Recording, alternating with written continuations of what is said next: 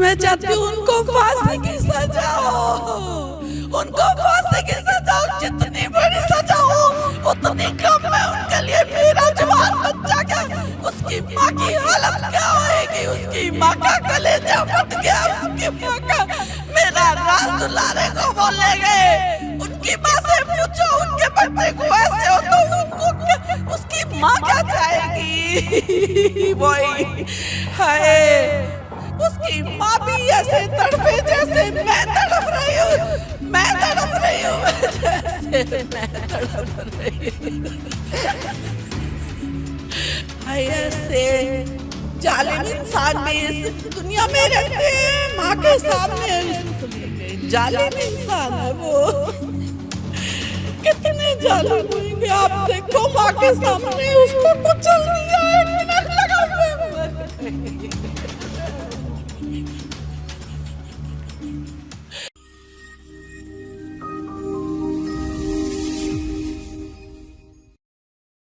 गुरुग्राम में गली के अंदर गाड़ी पार्क करने को लेकर एक ऐसा मामूली सा झगड़ा हुआ जिसमें एक व्यक्ति को कार से रौंद रौंद कर मौत के घाट उतार दिया गया। तस्वीरों में रोती बिलखती ये वो मां है जिसके सामने उसके बेटे को बड़ी रहमी से जान से मार दिया गया और उसके 3 दिन बाद बीत जाने के बाद भी अभी तक गुरुग्राम पुलिस खाली हाथ है। आपको इस खबर में वो लाइव तस्वीरें भी दिखाएंगे कि कैसे कार पार्किंग के विवाद को लेकर एक व्यक्ति को कार से रौंदा गया और कैसे एक मां दुख भरी आवाज में अपील कर रही है कि उसे न्याय दिलाओ, आरोपियों को फांसी दो। नमस्कार, मैं हूं सुनील यादव और आप देख रहे हैं गुरुग्राम न्यूज। गुरुग्राम में आए दिन लड़ाई झगड़े की खबरें आती रहती हैं, लेकिन कुछ लड़ाई झगड़े इस कदर बढ़ जाते हैं कि लोग आवेश में आकर जानबूझकर दूसरे की जान ले लेते हैं। कुछ ऐसी घटना गुरुग्राम के सेक्टर 49 इलाके में हुई जब मदर्स डे वाले दिन एक व्यक्ति अपने पूरे परिवार के साथ, अपनी मां के साथ जब रात में खाना खाकर घर लौटा तो उसी दौरान गली में उसके पड़ोसी कार पार्किंग को लेकर उनके घर के सर्वेंट से झगड़ा कर रहे थे। जब बीच बचाव करने के लिए पूरा परिवार आया तो दबंगों ने उस परिवार पर हमला कर दिया। न केवल घर के जो लड़के हैं उनको रोड से डंडों से पीटा गया, बल्कि घर की महिलाओं को भी सड़क पर गिरा गिराकर बुरी तरीके से मारा पीटा गया। पहले इन घायलों की आप तस्वीर देख लीजिए, उस मां की तस्वीर देख लीजिए जो अपने बेटे की जिंदगी बचाने के लिए खुद उन दबंगों से भिड़ गई, लेकिन दबंगों ने जरा सा रहम न खाया और मदर्स डे के उस दिन उन्होंने एक मां के सामने उसके बच्चे को उससे छीन लिया। यह घटना 12 मई रात तकरीबन 11 बजे के आसपास की है, जब गुरुग्राम के सेक्टर 49 में साउथ सिटी 2 के डी ब्लॉक में एक मकान के सामने क्रेटा कार खड़ी हुई है। उसी दौरान ये क्रेटा कार मालिक, जिसका नाम मनोज भारद्वाज बताया गया है, जो कि डी ब्लॉक के साइड में ही अपनी जमीन पर अवैध झुग्गियों का कारोबार करता है। यहां पर उसने झुग्गियां लगवाई हुई हैं। आरोप यह है कि मनोज भारद्वाज ने इस मकान में रहने वाले व्यक्ति के सर्वेंट से कहासुनी की, उसको गाड़ी पार्किंग को लेकर उसके साथ झगड़ा किया और जब बीच बचाव करने के लिए इस मकान के मालिक ऋषभ जसूजा, रंजक जसूजा और उनकी मां प्रतिभा जसूजा जब खाना खाकर वापस आए, उन्होंने पूछा कि भैया क्या झगड़ा हो गया है। तो उसी बात को लेकर दोनों पक्षों में इतनी कहासुनी हो गई कि ये पूरा मामला मारपीट तक जा पहुंचा। इस घटना की सीसीटीवी तस्वीरें भी सामने आई हैं। वो एक्सक्लूसिव तस्वीरें आप लोगों को हम दिखा रहे हैं, जिन तस्वीरों के माध्यम से पता लगता है कि क्रेटा कार सवार ने जब झगड़ा हो रहा था उसी दौरान क्रेटा कार सवार अपनी गाड़ी में बैठा और गाड़ी के सामने खड़े हुए 2 सगे भाइयों रंजक और ऋषभ पर उन्होंने गाड़ी चला दी। गाड़ी जानबूझकर इस तरह से चलाई गई कि दोनों भाई गाड़ी के नीचे आ जाए और उनकी मौत हो जाए। हालांकि इस हादसे में रंजक तो कार के बोनट पर जा गिरा, जबकि दूसरी तरफ अपना चेहरा करके खड़े हुए ऋषभ उस गाड़ी के नीचे आ गया। और आरोप यह है कि ऋषभ जब इस कार के सामने खड़ा हुआ था उसका चेहरा दूसरी तरफ था और कार चालक मनोज ने जबरदस्ती ये कार उसके ऊपर चढ़ा दी, जिसकी वजह से ऋषभ इस गाड़ी के नीचे आ गया और ऊबड़ खाबड़ रास्ते पर लगभग 100 मीटर तक ऋषभ को इस कार के नीचे ही घसीटा गया, जिसकी वजह से ऋषभ बुरी तरीके से जख्मी हो गया और लगभग उसने मौके पर ही दम तोड़ दिया। इस घटना के बाद, इस हत्याकांड के बाद आरोपी मनोज भारद्वाज मौके से फरार हो गया। हालांकि इस मारपीट में मनोज के साथ उसके आस पड़ोस के और साथी और उसका पूरा परिवार, घर की महिलाओं समेत बहुत से लोग शामिल रहे, लेकिन पुलिस अभी तक 4 दिन बीत जाने के बाद भी आरोपी को गिरफ्तार तक नहीं कर पाई है। मृतक ऋषभ के परिवार का रो रो कर बुरा हाल है। उनकी मां की आंखों से आंसू सूख नहीं रहे हैं। उनकी मां लगातार ये मांग कर रही है कि मदर्स डे के मौके पर जिस मां से उसके बेटे को छीन लिया गया हो, उस मां को इंसाफ चाहिए कि आरोपी को तुरंत फांसी दे दी जाए। यहां तक कि उसकी मां यह भी श्राप दे रही है कि जिस तरह एक मां से उसके बेटे को छीन लिया गया, उस आरोपी को भी उसी तरह दर्दनाक मौत दी जानी चाहिए, ताकि उसकी मां भी उसी तरह तड़पे जैसे आज ऋषभ की मां रो रो कर तड़प रही है। हालांकि इस पूरी घटना के बाद अब ऋषभ के परिवार का यह आरोप है कि डायल 112 पर कई बार कॉल मिलाने के बाद भी नंबर नहीं लगा, और शायद अगर नंबर लग जाता तो 10 मिनट पहले पुलिस आ जाती और ऋषभ आज सब लोगों के बीच जिंदा होता। आपको बता दें, ऋषभ जसूजा, जिसकी उम्र लगभग 31 साल है, वो एक अमेरिकन कंपनी में बतौर मैनेजर के तौर पर काम कर रहा था। इसके अलावा 1 तारीख को ही, आने वाली 1 जून को ऋषभ का 32वां जन्मदिन है, लेकिन अपना जन्मदिन मनाने से पहले ही ऋषभ इस दुनिया को अलविदा कह गया। मेरे साथी आशी राजपूत ने पीड़ित परिवार से बातचीत की है, उनको सांत्वना दी है, और क्या पीड़ित परिवार के आरोप है, उस दिन क्या घटना हुई, वो आप लोगों को सुनवाते हैं। हमारे साथ ऋषभ की माताजी और उनकी पत्नी हैं, जो उस समय उनके साथ मौजूद थी, तो हम उनसे भी बात करेंगे और आपको बताएंगे कि आखिर उस समय क्या घटना हुई थी। माताजी बताइए, जिस टाइम पे ये घटना हुई थी आप उनके साथ थी, तो क्या कुछ हुआ? पता नहीं चल रहा क्या हुआ, मेरे को पता ही नहीं चल रहा। मेरा बेटा चला गया, मैं सुन हो गई, मेरे को पता ही नहीं। 1 मिनट में ही लगा, 1 मिनट कहाँ से आए। मैं चाहती हूँ मेरे बच्चे को इंसाफ हो, मेरे बच्चे का इंसाफ हो। आप ऋषभ के साथ ही थी जिस समय ये लड़ाई झगड़ा हो रहा था? हाँ, मैं साथ थी। पता नहीं वो आगे घसीट के ले गए उसको, मेरे को तो धक्का मारा, मेरे ऊपर कार भी चढ़ाने लगे थे, कह रहे हैं सब। मेरे को कोई होश नहीं, मेरे से उठा भी नहीं गया, मैं उसको पकड़ भी नहीं सकी। माताजी, आप क्या इंसाफ चाहती हैं पुलिस से? मैं चाहती हूँ उनको फांसी की सजा हो, उनको फांसी की सजा हो, जितनी बड़ी सजा हो उतनी कम है उनके लिए। मेरा जवान बच्चा क्या, उसकी माँ की हालत क्या होएगी, उसकी माँ का कलेजा फट गया, उसकी माँ का, मेरा राज दुलारे को वो ले गए। उनकी माँ से पूछो, उनके बच्चे को ऐसे हो तो उनको उसकी माँ क्या चाहेगी। वही हाय, मैं इंसाफ चाहती हूँ, उनको फांसी की सजा हो। वो उसकी माँ भी ऐसे तड़पे जैसे मैं तड़प रही हूँ, जैसे मैं तड़प रही हूँ। मेरी छोटी सी बच्ची को छोड़ के अकेले को, मेरी छोटी सी बच्ची, मेरी प्यारी बच्ची, मेरी प्यारी बच्ची को छोड़ के। हाय, उसको पता ही नहीं था, मदर डे पे हम गए थे, मम्मा खाना खाने चलते हैं, हमारे को क्या पता था, हमारे को ये भी नहीं पता क्या हो रहा था क्या नहीं हो रहा था। हाय, ऐसे जालिम इंसान भी इस दुनिया में रहते हैं। माँ के सामने उसको ले गए, जालिम इंसान है वो। कितने जालिम होंगे आप देखो, माँ के सामने उसको कुचल दिया। 1 मिनट लगा, मैं मर गई, हाय, उनका पता चलना चाहिए पूरी दुनिया को। फौरन में तो उसी टाइम उसको गोली मार देते हैं, उसको पकड़ा ही नहीं गया अभी तक। 4 दिन हो गए, पकड़ा ही नहीं गया। कौन पकड़ेगा उसको? पुलिस क्या कर रही है? बार बार पुलिस आ रही है, इन्वेस्टिगेशन कर रही है। इन्वेस्टिगेशन किस चीज की कर रही है? उनको पकड़ो, नोचो उनको पता नहीं है कैसे किसकी माँ का बच्चा, किसके बाप का बच्चा उसके हाथों से निकल गया। उसका भाई देखता रह गया, उसको खूनों से भर दिया भाई को भी, और उसको तो घसीटता ले गया। क्या करूं मैं? क्या करूं मैं? मेरे को इंसाफ दिलाओ, पर मेरा बच्चा तो नहीं आ सकता। उसकी आत्मा को शांति तो मिलेगी, उनको सजा मिलेगी तो उनको सजा मिलनी चाहिए।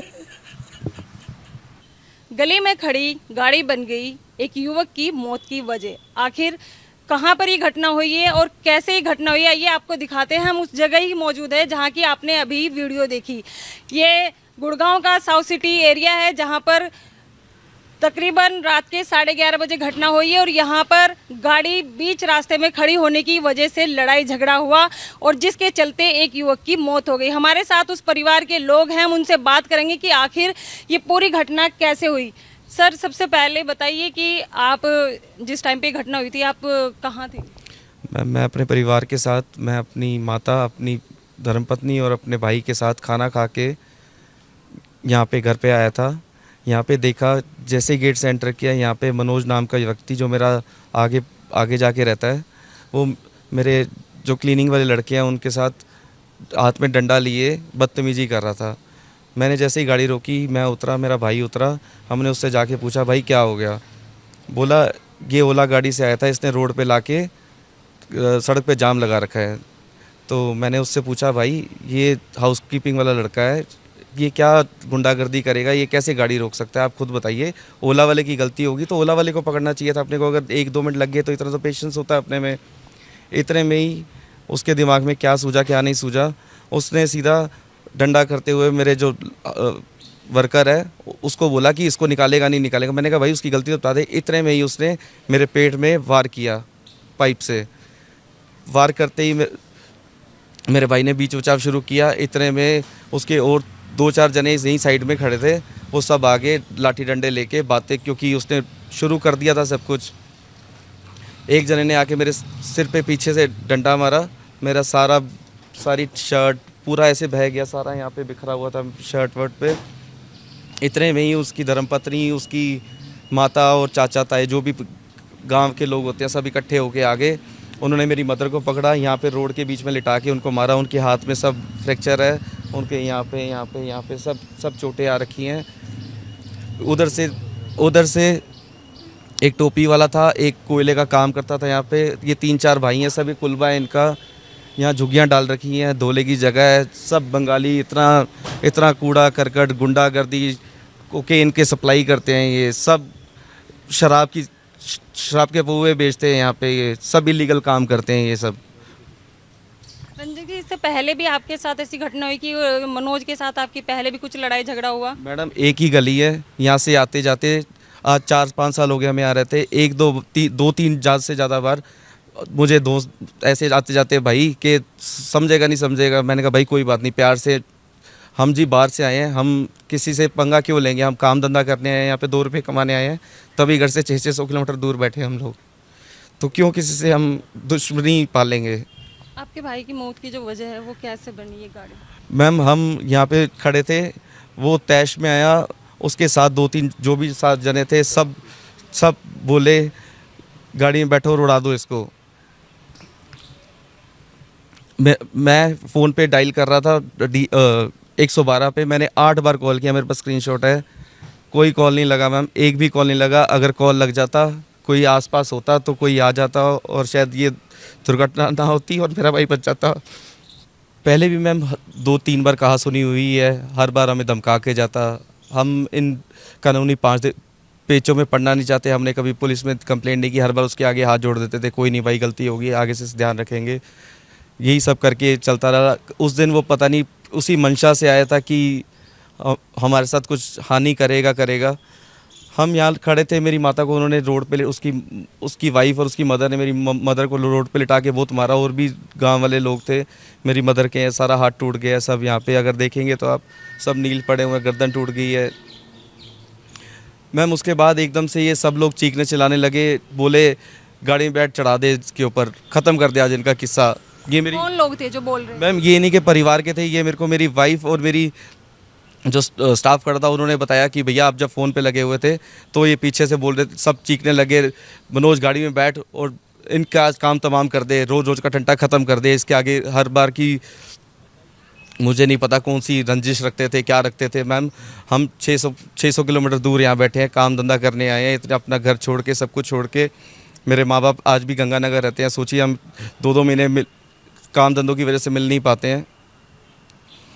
मैम हम यहाँ पे पुलिस को कॉल कर रहा था मैं, गाड़ी के हम उसकी वाइफ, उसकी मदर, मैं, मेरा भाई, हम सब लोग गाड़ी के आगे बात कर। एक टोपी वाला लड़का था इनके साथ ही जिसने मेरे सिर में डंडा मारा था। सब आपस में बहसमसाई कर रहे थे। इतने में ही वो गाड़ी में बैठा। मैं मुझे तो कुछ होश भी नहीं आ रहा था क्योंकि मेरे सिर में इतनी आधा तो मैं अनकॉन्शियस था। मेरे कपड़े देखेंगे आप, मैं दिखाता हूँ, सब खून से लथपथ हैं, फटे हुए हैं। मैं फ़ोन करता करता गाड़ी की बात कर रहा था। मेरा भाई उस टोपी वाले लड़के से बात कर रहा था। उसने एकदम से गाड़ी ली, हम दोनों भाइयों के ऊपर चढ़ा दी। मैं गाड़ी चलते चलते गिर गया, बट मेरा भाई गाड़ी के नीचे आ गया और उस दरिंदे ने मेरे जानते हुए भी मेरा भाई नीचे आया और उसके ऊपर से गाड़ी दौड़ा दी, उसको जान से मार दिया। उसका लगभग कितनी दूर तक घसीटता हुआ गया गाड़ी? मैम जिस जगह अपने खड़े हैं यहाँ से कम नहीं तो 50-70-100 मीटर लेके गया है। मैम ये तो पक्की सड़क है, आगे देखेंगे तो आप बिल्कुल कच्ची सड़क है जिसमें सीवरेज का ढक्कन भी है, कंकर भी रोड से निकले हुए हैं। मेरा भाई उसके नीचे था और आप सब लोग सोच ही सकते हैं क्या हुआ होगा, कैसे वो मेरे भाई को दरिंदों की तरह नीचे जान से मार दिया उसने, तोड़ दिया उसने, सब कुछ बर्बाद कर दिया हमें।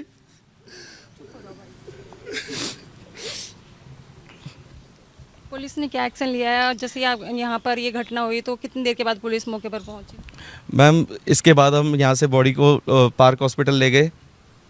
वहाँ पे पुलिस आई है, उन्होंने एफआईआर दर्ज की है।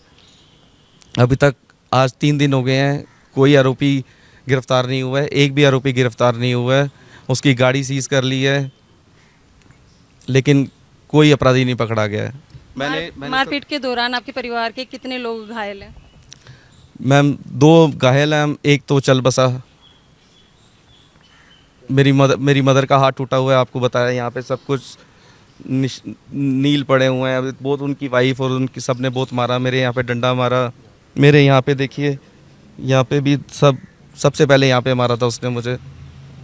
आपके भाई क्या जॉब करते थे? मेरे भाई अमेरिकन कंपनी में मर्स करके कंपनी है, लॉजिस्टिक कंपनी है, उसमें आईटी मैनेजर थे। वो पिछले 4-5 साल से वो भी इंडिया कम रहते थे, वो साउथ अफ्रीका। वो बहुत पढ़ा लिखा, बहुत बीटेक एमबीए लड़का था, बहुत मेहनती लड़का था, मेहनत करता था, खाता था। पता नहीं इन बदमाशों के चक्कर में हम कैसे आ गए और उसकी ज़िंदगी चली गई।